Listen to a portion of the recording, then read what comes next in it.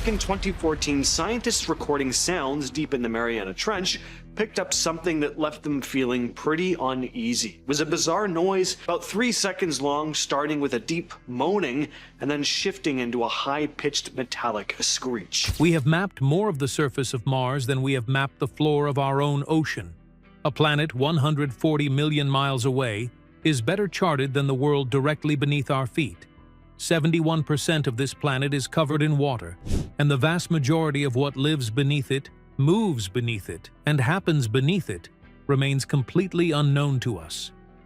For decades, scientists held on to one certainty. The Challenger Deep, sitting at 36,201 feet below the surface of the Pacific Ocean, was the bottom of the world. That number was in every textbook.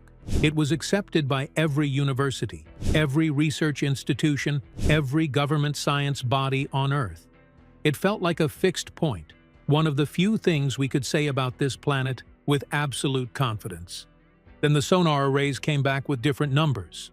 Not slightly different, not within the margin of error. The instruments, the same military-grade acoustic systems used to track submarines and map seismic activity, returned readings of 39,370 feet, 3,000 feet deeper than the accepted bottom of the world. The scientists running the equipment checked their calibration. They ran the tests again. The numbers didn't change, and instead of publishing, instead of calling a press conference, most of them quietly filed the data and moved on to questions that were easier to answer. Before we get to what the data showed, you need to understand what it sounds like down there. There is a rhythmic thumping, steady, mechanical, every 47 seconds for 6 hours, and then nothing. A clean stop, like a switch being thrown. There is the sound of metal being dragged across a surface that, by every geological account, should produce no friction at all. And then there is the crack, a sound so loud it maxed out every sensor in the array. And after it, 14 minutes of total silence. No whales, no fish, no shrimp. Every living thing in a 100-mile radius went completely quiet at the same moment, as if the ocean itself had just received a warning. The teams that went deepest came back with scorched equipment, deleted data logs, and very few answers. What they found wasn't supposed to exist, and most of them never spoke about it publicly. To understand why any of this matters, you first need to understand what deep actually means, because most people massively underestimate it. Think of the ocean as a house with many floors, the sunlit zone at the top, then the twilight zone, then the midnight zone, total darkness, near freezing temperatures, pressures that would kill an unprotected human instantly. Most people imagine the midnight zone as the bottom. It isn't, not even close. Below it is the Hadal zone, named after Hades, the Greek underworld, where the great ocean trenches cut into the seafloor like wounds in the crust of the planet. The Mariana Trench, the Tonga Trench, the Philippine Trench. These are the places that defined our understanding of how deep the world goes. But beneath the Hadal zone, the new sonar data suggests something else entirely. Researchers are beginning to call it the ultra-deep zone, specific slots in the Earth's crust that descend beyond anything previously measured, beyond anything our models predicted, into a region where the physics of our planet begin to behave in ways that current science cannot fully explain. Water at those depths is not the water in your glass. The pressure, more than 17,500 pounds pressing down on every single square inch, compresses it until it is measurably denser than surface water, a different substance in almost every meaningful sense. Light has not reached these places in millions of years. The darkness is not a condition, it is geological. The sonar arrays that found these slots are not the instruments of fringe researchers. They are the same systems the United States Navy developed during the Cold War to track Soviet submarines across ocean basins. A network of hydrophones and acoustic sensors spread across thousands of miles of seafloor, capable of detecting a ship's engine from the other side of the world. When that network records something anomalous, the first assumption is always equipment failure. So they checked. Multiple arrays, multiple locations, multiple independent teams. the data was identical across all of them. The reason this hasn't been front-page news is not conspiracy. It is the culture of institutional science. A researcher who reports data they cannot explain risks losing funding, credibility, and the respect of peers who spent careers building models the data contradicts.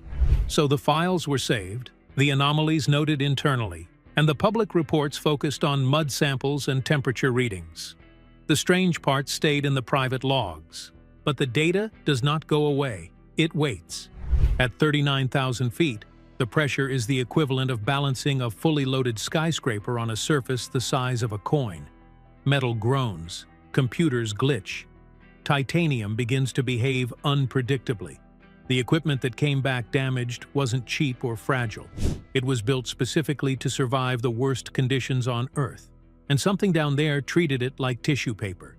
The seafloor hydrophone network was built for warfare, to hear submarines, triangulate their positions, give early warning of threats beneath the waves. After the Cold War, it was partially declassified and open to science. For years, the signals were exactly what everyone expected. Whale song, shifting ice, the low rumble of distant ships. Then, between 2019 and 2022, the network recorded something from the 40,000-foot mark that none of the researchers had a category for. The first anomaly was the rhythm. A deep, low-frequency thumping, repeating at precise 47-second intervals, with the kind of mechanical regularity that engineers build into machines, not the kind evolution produces in animals. It continued for 6 hours without variation, and then stopped. Not a gradual fade. Not an irregular wind-down. It stopped the way a recording stops when someone presses a button. One moment it was there, the next it was not. Nothing in the natural world behaves this way. Volcanoes rumble and vary. Whales breathe and pause. Even the most regular natural phenomena have variation built in, because nature is analog. What the hydrophones recorded was binary, on, then off. The second sound was harder to dismiss because it had a physical explanation that made it worse, not better. It sounded like something heavy being dragged across a hard surface.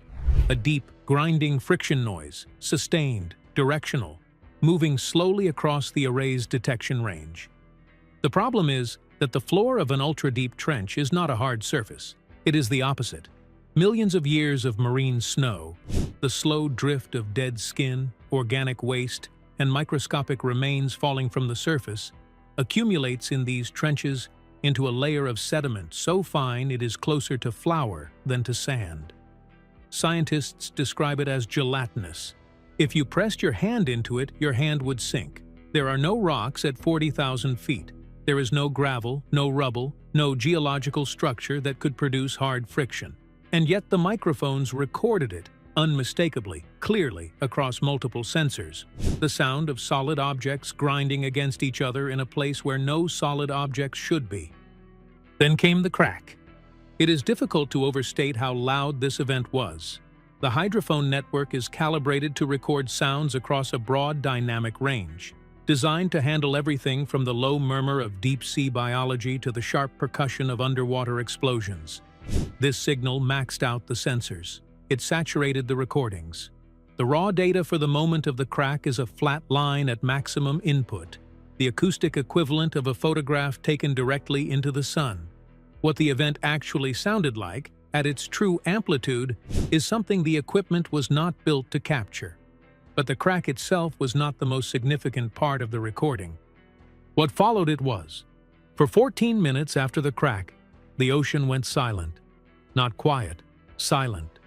Every acoustic signature that the network normally tracks disappeared simultaneously.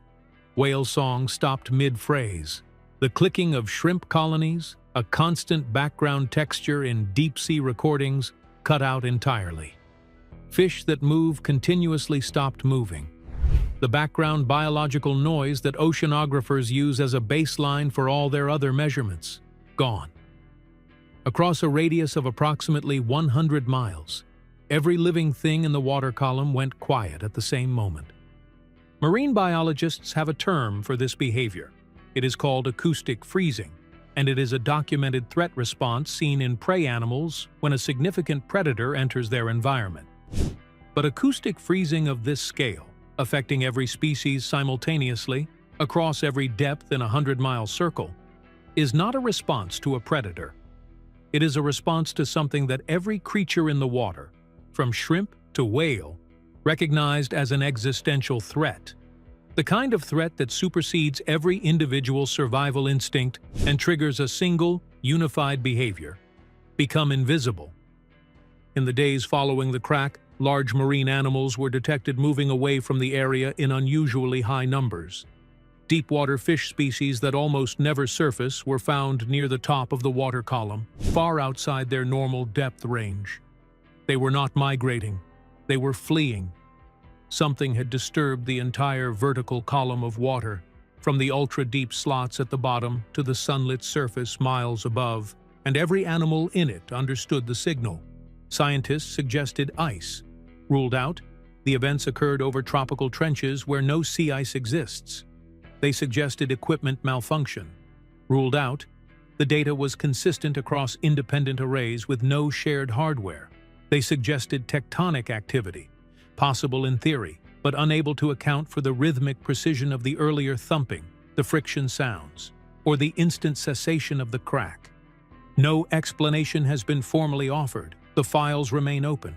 The biology of the ultra-deep zone begins with a molecule called trimethylamine N-oxide, or TMAO, a chemical that acts as internal scaffolding, keeping the proteins in a fish's cells from being crushed out of their functional shapes by the weight of the water above. Without it, the proteins fold into useless configurations and the cell dies. With it, a fish can survive depths that would destroy an unprotected human in seconds. But TMAO has a ceiling. There is only so much a cell can hold before its osmotic balance fails. Researchers calculated this limit precisely. No vertebrate should survive below approximately 26,000 feet. The deepest fish ever caught, a translucent snailfish, was recovered at almost exactly that biological deadline. The math was right. The wall was real. Then the sensors went below 39,000 feet. Invertebrates don't share the same constraint. Creatures without backbones undergo what biologists call abyssal gigantism in the trenches. Amphipods that measure an inch at the surface grow to over a foot in the deep, living slowly in near-freezing water with almost no predation to stop them. The deep sea doesn't just allow strange biology. It cultivates it over millions of years of uninterrupted darkness. But the abyssal giants we have documented exist in the Hadal zone. What the sensors detected below 39,000 feet is something else. The automated camera landers sent into the ultra-deep slots were loaded with bait bags, dense packages of organic material designed to attract the small scavengers that typically populate deep trench environments. The cameras were set to record continuously, and the high-powered LED arrays were calibrated to illuminate a wide radius around the lander. In theory, anything approaching the bait should have been visible. The bait bags were violently displaced. In several cases, they were removed entirely, not slowly, not by gradual nibbling, but jerked out of frame in a single motion. The cameras that should have captured what did this returned footage of sediment clouds and darkness. Whatever was interacting with the equipment moved fast enough and apparently understood the light well enough to stay outside the illuminated zone. The shadows that passed at the edge of the LED beams were not the wispy, translucent shapes of jellyfish or the slow drift of sea cucumbers. They were long, dense, and moved with the kind of muscular purpose that implies a skeletal structure. A body designed for propulsion, not for passive drift. One sensor array recorded an object moving at 13 feet per second through the trench environment. To understand why that number is terrifying, you need to understand the energy economics of the deep sea. There are no plants in the Hadal zone. There is no photosynthesis, no food chain rooted in sunlight. The only food source is marine snow, the slow, weeks-long drift of organic material from the surface. By the time it reaches 40,000 feet, most of the calories have already been consumed by organisms at higher depths. What arrives is nutritional poverty. Every creature that survives in this environment has evolved toward absolute energy conservation. Moving slowly is not a behavioral choice. It is a metabolic necessity. Moving fast means dying fast, because there is nothing to replace the calories burned. 13 feet per second is not just fast for the deep sea. It is fast by any biological standard. Sustaining that velocity at 40,000 feet requires a metabolic engine running on a fuel source we haven't identified, in a body built to tolerances we haven't modeled.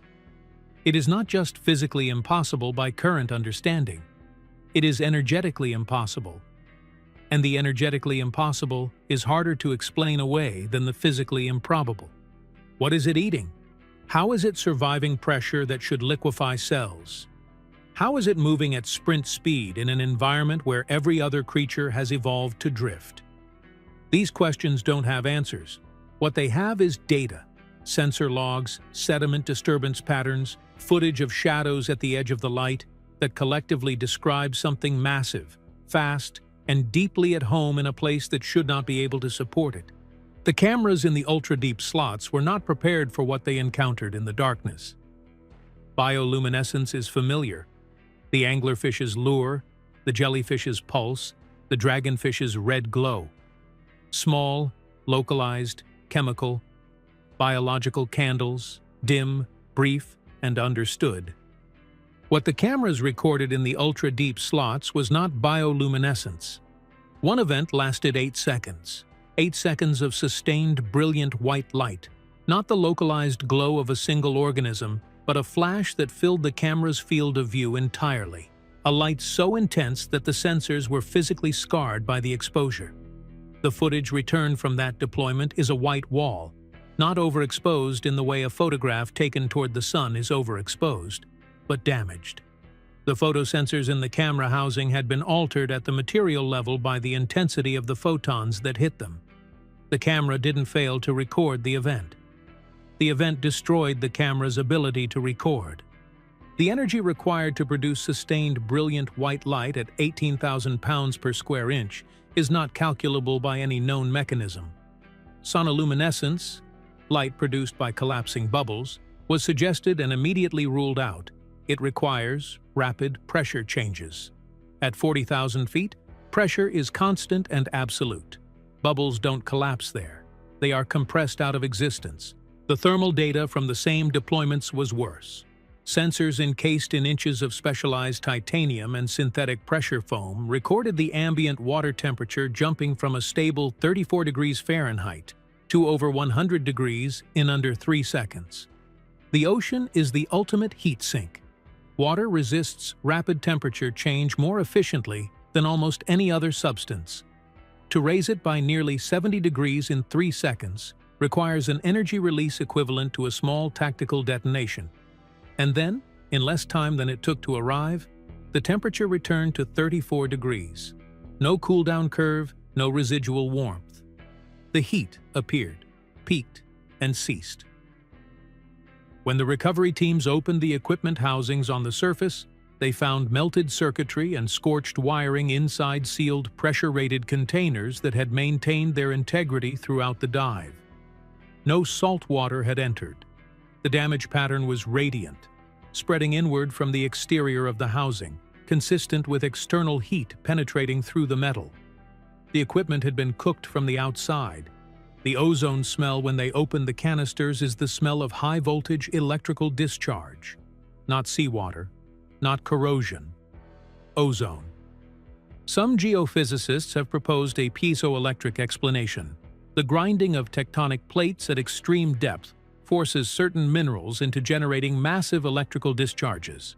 Underground lightning that ionizes the water and creates localized bubbles of superheated plasma. Others propose subcritical water venting. At these depths, water enters a phase state between liquid and gas, carries an immense electrical charge, and reacts violently when expelled from the mantle into the trench. Each flash not an explosion, but the planet exhaling. Pressure that has been building in the crust for geological timescales, finally finding an exit. Neither theory fully accounts for the 8-second sustained light, the instant thermal reversal, or the specific damage pattern on the equipment. They represent the outer edge of current understanding. Serious scientists proposing serious mechanisms because the alternative is admitting they have none. If the sounds and the energy events are the testimony of the ultra-deep zone, the physical evidence is the fingerprints. The sonar mapping of the 40,000-foot slots revealed something no one expected. The floor is not flat. High-resolution images show deep rhythmic furrows in the sediment, some over a yard wide, hundreds of yards long, running in parallel lines.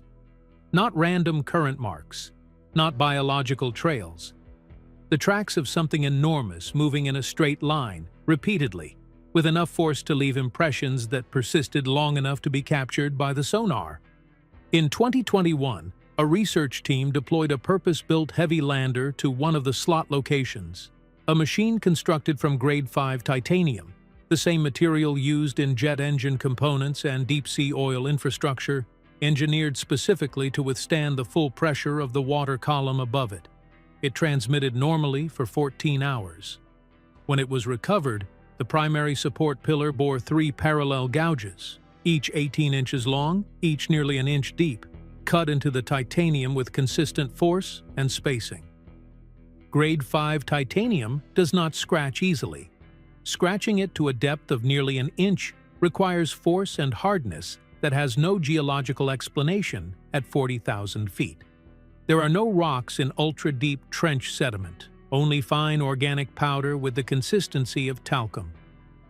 The only explanation for the depth, regularity, and parallel spacing of the gouges is something with hard, closely spaced projections, something with anatomy that applied enormous lateral force to the pillar. The missing sensor is harder to explain and easier to fear. A secondary instrument unit, roughly the size of a large refrigerator, descended normally and transmitted a confirmation signal when it reached the bottom. 40 minutes later, the signal went flat. When an ROV was sent to retrieve it, the sensor was gone. No debris, no implosion fragments, just a perfectly circular depression in the sediment, the mud around it compacted downward and outward from the center, as if something applied pressure from above before lifting the object cleanly away. It hadn't imploded, it hadn't been buried, it had been removed. Satellite gravimetry has confirmed that the gravitational field over these slots is not uniform, measurably stronger in some areas, inexplicably weaker in others. Beneath the floor of these trenches, the distribution of mass is deeply abnormal. Something is distorting the local gravitational field in ways that current geological models do not predict. If the gravity anomalies are real, and the satellite data says they are, then the floor of the ultra-deep zone is not the bottom of the ocean. It is the ceiling of something else. The next generation of deep-sea landers is already being designed with this in mind. Heavier anchoring systems, redundant sensor arrays, reinforced housings rated for thermal events far beyond anything previously considered necessary. The engineers building them are not doing this because of a monster story. They are doing it because the last machines they sent down came back wrong, and they need to understand why. Whatever is at 40,000 feet is not waiting to be discovered. It already knows we are looking.